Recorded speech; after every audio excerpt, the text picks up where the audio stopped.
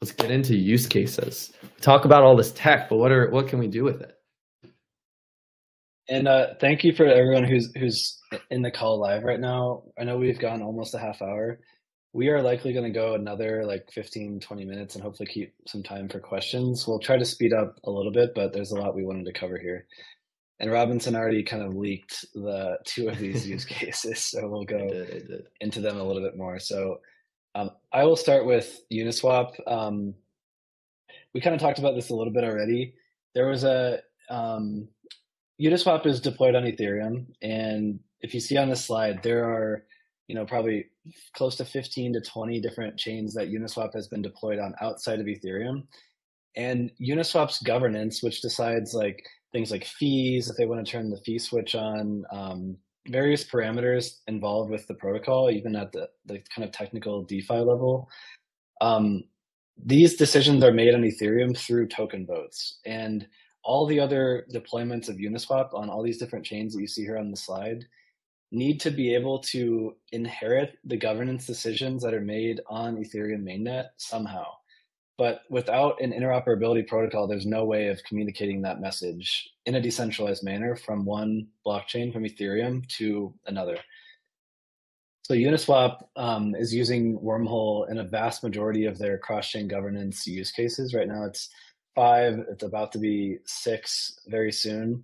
And what we do is basically connect these two blockchains, allowing Uniswap governance to send data, no tokens involved, send data from Ethereum mainnet to, in this case, like Moonbeam, like Gnosis, Celo, Avalanche, and others, using Wormhole messaging. If you think back to that interoperability stack slide, this is going through the base messaging layer from Ethereum to these different chains. So a really cool use case here. Oftentimes people think of Wormhole and they think of the various swaps or bridges that are built on top of Wormhole, but there's also a lot of different use cases that have nothing to do with value being transferred by those teams. This is purely a data play. Robinson, do you want to go through one of the bridge examples? Yeah. So we talked a lot about this, and I think you might be familiar with stuff like this. This is when people think interoperability, one of the first places their mind goes to is token bridging, which is fine, right? That's the first thing we experience, but it's our job to at least explain that there's a lot more to it, which makes it even more exciting. It's so much bigger than just token bridging. But it is one of the core applications today. There are, I don't know, I think we're up to 8 or 10 plus type of asset bridging, maybe actually much more, I think, asset bridges on Wormhole today. One of the more popular ones, and this is a team we've been working with for a while, is Portal. So Portal is an asset transfer protocol, I guess you can say. So I think it connects 30 plus chains. The team has been doing a lot of work lately on the UX. So there's tons of improvements coming out here. They're going to do a lot of implement native to native assets. So I know this has been something. This is an OG protocol. This is like DeFi summer. Like this has been supporting users for some time now, and it's kind of coming into this new evolution of being very like abstracting certain pieces away that are clunky and being this really elegant experience. The team, this just embedded what we launched was native ETH transfers on L2. So you can go from ETH to ETH across all these different L2s, some even EVM layer 1s. But yeah, this is an absolute great protocol. It's been around forever. I think they have 1 billion plus TVL now, and there's a number of protocols just like these, just like Portal, which is crazy. But this tends to be kind of the more popular one. Yeah, and congrats to the Portal team on the 1 billion TVL mark reached. It was a big milestone for them. We also wanted to I wanted to just mention too on the slide here, for people who haven't done a token transfer, I'm just going to walk through really, really quickly. This is an example of sending USDC from ETH mainnet to Solana. You simply connect your MetaMask here, and then you'll connect your Backpack or Phantom wallet on the Solana side. And then there will be something that shows you kind of the fees. They're always very, very small. And then you just click transfer or click send, and there will be a screen that shows you kind of what's happening in terms of like, time elapsed. It'll give you links to check for the transaction in the scanner, depending on what chain you're using, and then the tokens will be sent to your other wallet and the transaction's finished. So if you haven't tried this, there's a lot of different bridges and things that are built on Wormhole. Allbridge, Mayan, Hashflow, Portal are all examples of teams who have built these sorts of protocols on Wormhole if you want to go try it out. This slide is meant to just show you the scale and the product market fit that Wormhole already has today.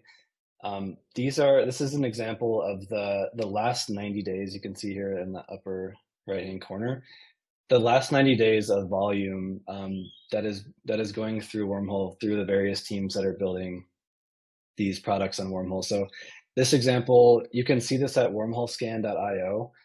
That team has done a really good job of building out a really cool analytics tool. This is just from Ethereum in the last 90 days. These numbers are slightly different because this was pulled a few days back, but 785 million in USD value just from Ethereum has gone out to various chains. Sui right now is actually the leading chain in terms of inbound volume. They have a program going on through their ecosystem to drive kind of activity going on there. So the Sui team has been seeing a lot of success. Ethereum to Solana and Solana to Ethereum are always two of the most popular routes that we tend to see. But you can feel free to go check this out online. There's a lot of different ways to look at the data. But really, really interesting and exciting to see how much success teams are having building on Wormhole. Yeah, and can I just say that the X Labs team did such a good job. I mean, this has to be one of the sexiest block explorers in the space. It's just so great. I love the design. And also, I don't know, the Sui team or the Sui users, I don't know what they're eating lately, but like that, the flow is insane there. So Sui's obviously doing something right. Same with Solana. It's great to see that. The thing I wanted to call out too before moving on is this isn't even all of the value that Wormhole secures, which is crazy. Like this is largely, I believe, just Portal. And so like when we talk about all these other asset related bridges, cross-chain swaps, things like that, that's not even included in this. I know the team's working hard on adding that. It'll likely end up looking kind of like a DeFi llama of all the apps built on top of Wormhole. But I just think that's crazy. Yeah, wanted to call that out. This is another, another cut of the data. Really just shows me that stablecoins are still one of the best use cases in crypto. You can see USDC and USDT are the two of the most transferred assets in the last 30 days through Wormhole. It's another interesting piece of data. Let's move into Pyth now. I don't know, Robinson, if you want to kick this one off, and then I can just add comments as we go.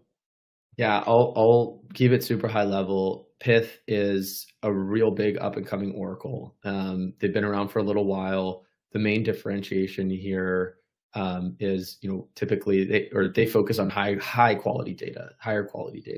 So they work at a very high level. They work with financial firms, right? Market makers, your Jane Street of the world, your Citadel, et cetera.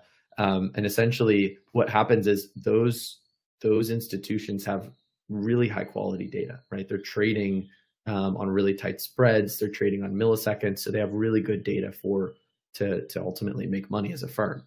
So those firms will broadcast that data. Pyth actually has, fun fact, a side chain of Solana. They'll broadcast that to what's called PythNet. And then what Wormhole does is picks that data up and essentially brings it to all these chains. I think Pyth's on 45 chains, something crazy like that. And so what was cool is that when we started this, Pyth was only on Solana. They had captured 90% of the TVL on Solana. And so it was kind of this like match made in heaven type integration where, we were like, all right, obviously you found product market fit here.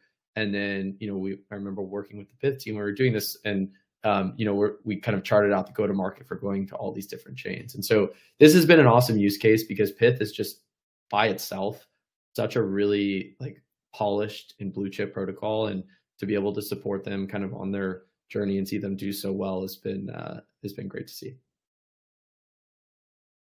Yeah, and the other thing we wanted to show is just a couple of different charts, and the key message here, kind of at the going back to the whole title of this presentation, is around like interoperability and what does this actually bring to the industry.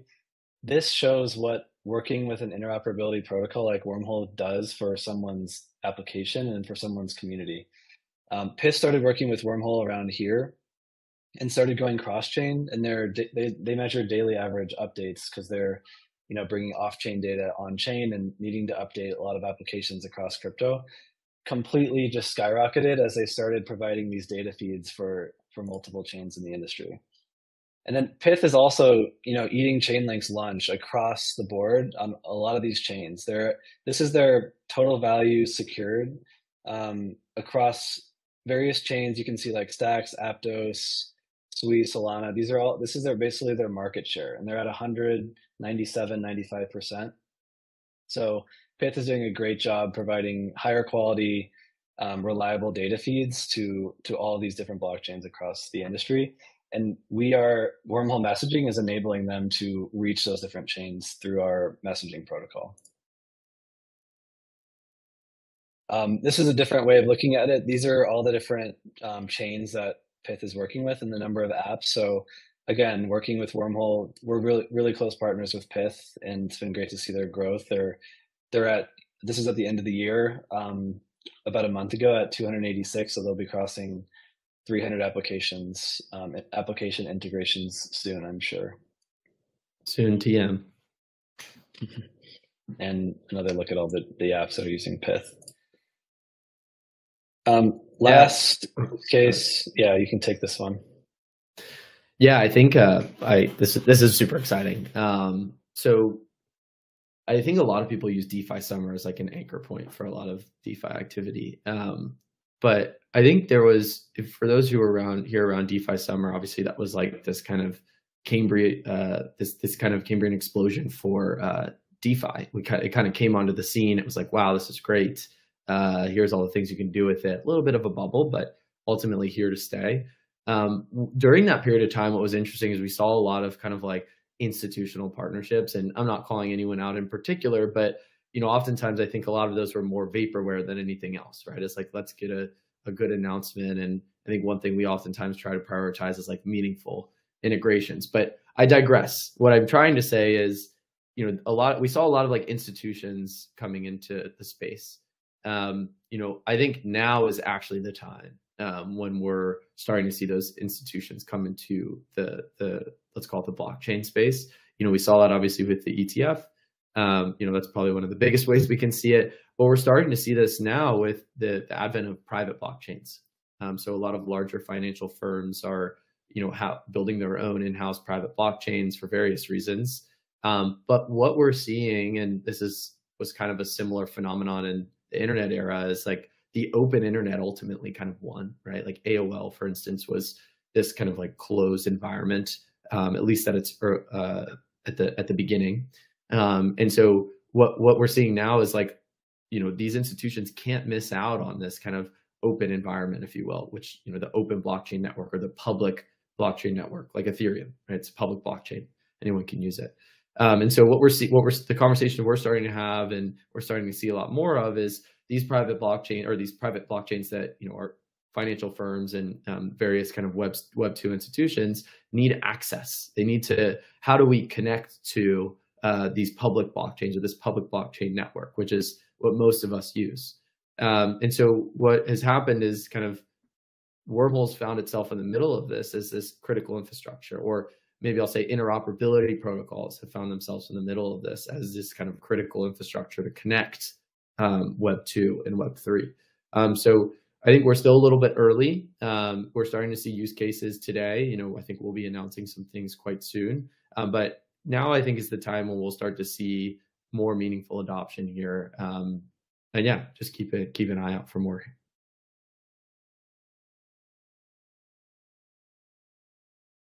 Drum roll.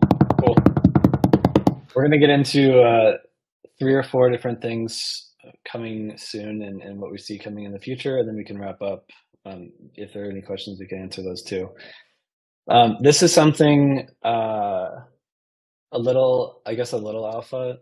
This is coming very, very soon.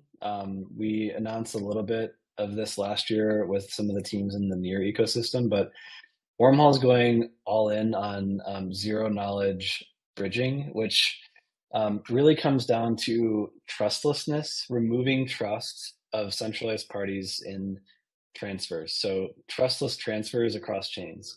We mentioned earlier, we've made references to the Wormhole Guardians. These are 19 highly respected, well-known, like P2P, Figment, Staked, well-known, validator companies. These 19 Guardians verify messages for Wormhole, then they send them along to the next chain. They get picked up by a relayer and sent along to the next chain.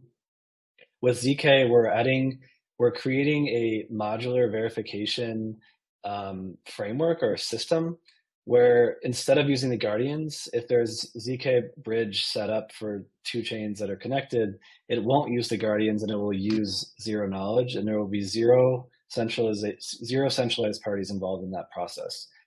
So over the next few weeks, we're going to be announcing quite a bit in Wormhole's kind of foray into the zero knowledge space. We're going to be rolling out our roadmap, a lot of different announcements with teams that we're working on with this, and several things in this whole space. So be on the lookout for this. But this is really where we see, cross-chain interoperability heading.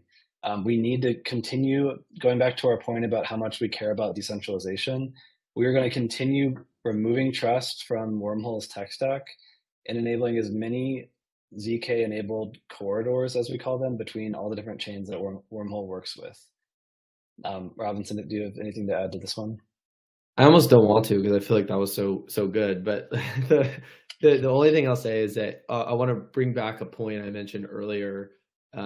Security is everything. And so that's what we've been focused on and will continue to focus on. And that's why largely one of our number one priorities has been this. And Dan mentioned, we haven't announced too much about it, but zero knowledge bridging is going to be kind of the future of bridging. We're gonna be at the center of it. And the way I think about this in the most simplistic terms, and Dan's kind of already mentioned this, but instead of trusting people, instead of trusting an entity, whenever you do something on chain, you're usually kind of like inadvertently trusting someone or something. In this situation, you're more or less trusting math or logic, and that's really exciting for us, and to be able to roll this out across all the chains we're connected to. It's been a lot of work so far. We've been working on this for a while, but we're gonna continue prioritizing. So more to come here, but yeah, really exciting.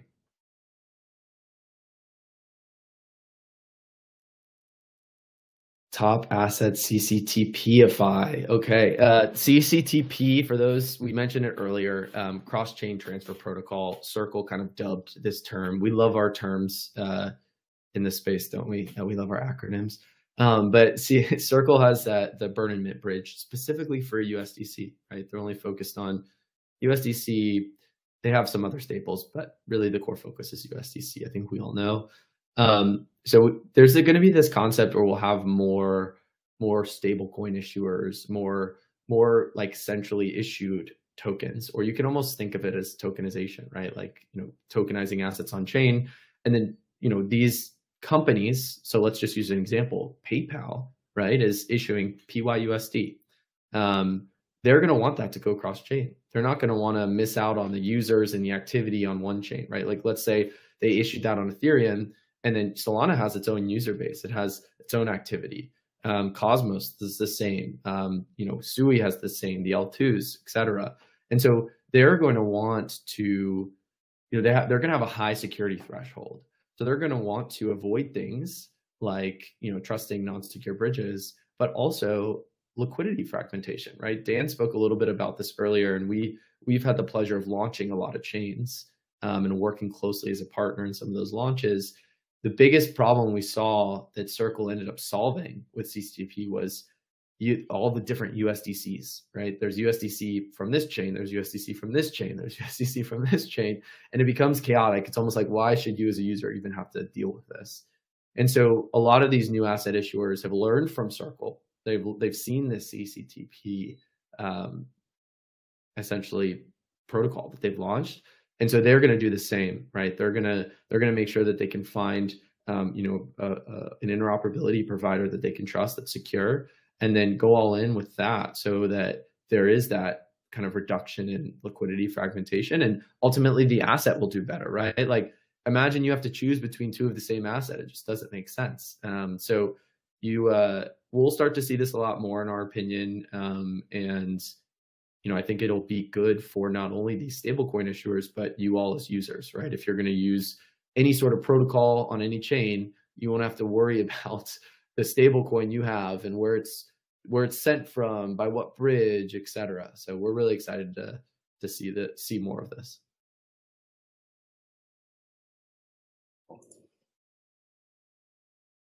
I think we kind of covered this one. I mean, it's largely kind of the same concept. It's this idea of more tokenization on chain, whether it's from a private institution, whether it's from, whoever's doing the tokenizing, right? Or stablecoins, right, are a tokenized asset, right? They're the most prolific real world asset.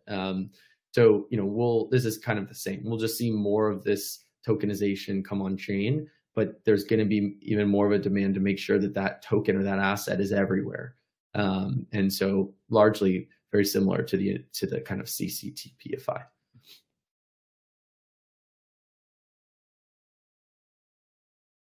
Well, last maybe I can go ahead take a stab. Or this one I think Robinson hinted at earlier, but yeah, the ultimate vision for these interoperability protocols is that they shouldn't really be felt or noticed by the end user. In that interoperability stack diagram we made, there were wallets at the top. These are a few examples, but wallets are already integrating with messaging protocols and with token bridges. So in the very near future, you will be going from chain to chain, not even realizing that you're using these messaging protocols behind the scenes. And then even going into the future, when there's private blockchains coming on from institutions, when there's real world applications or fintech companies using blockchains in the background, there will be cross-chain messaging powering everything, and the end user will never know or need to know that they're using a messaging protocol, or hopefully that they are even using a specific blockchain. These applications like Pyth and Synonym, who we just mentioned a bit ago, these are already applications who are sitting on top of multiple blockchains. They're not hosted on just one chain. These are sitting above 5 to 10 blockchains on day one of their launch, which is really cool to already start seeing.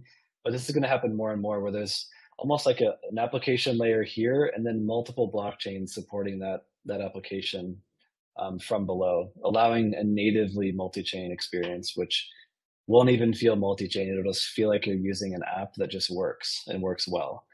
So this is where we see the abstraction of blockchains coming in, thanks to messaging protocols, thanks for improvements in UI from aggregators, thanks for improvements in UI from these wallets.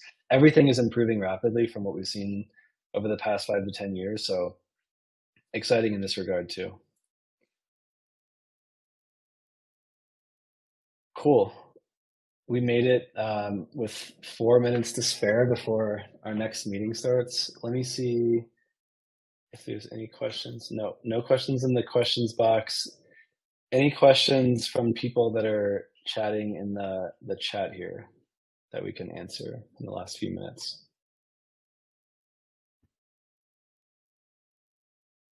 I've been reading a few. One, looks like some coming up. One is, yes, Hashflow does use Wormhole. They use Wormhole messaging. So we secure the cross-chain transactions for the Hashflow protocol. One talking about BTC, a quick call out to make is that TBTC is essentially a kind of Bitcoin bridge, if you will. We've integrated with them. So they are similar to WBTCs. WBTC custodies kind of centrally all your Bitcoin.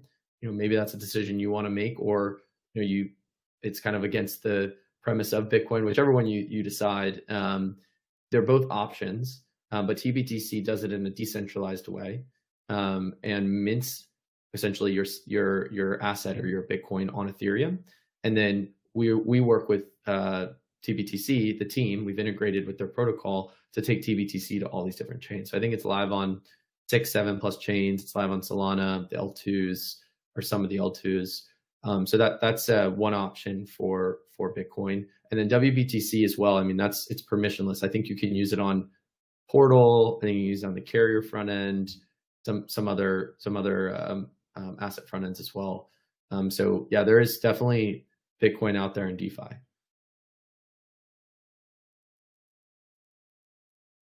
Wormhole merged more quickly. Yes, yes. People are asking they like your sweatshirt.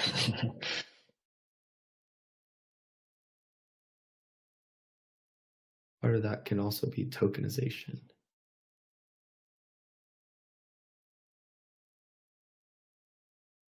I think they're asking, when token. So, yeah, no answer on that. The tokenization that we're working on is around, real world assets. It's around what we call CCTP-ifying. So this is like helping other assets go multi-chain. There's a lot of work we're doing in that regard when it comes to tokenization. We've got to go. Thank you guys all so much. People who are watching live, people who are watching on the recording, appreciate the time. We're always available on Twitter. We've got a Discord channel where you can reach most of our team there. And please, keep up to date on where we're going. You can follow our Twitter. We've got a lot of stuff coming. Excited to start rolling out all the ZK stuff, so keep a lookout for that. And we will see you guys on another live stream sometime very soon. See y'all soon. Thanks. Bye.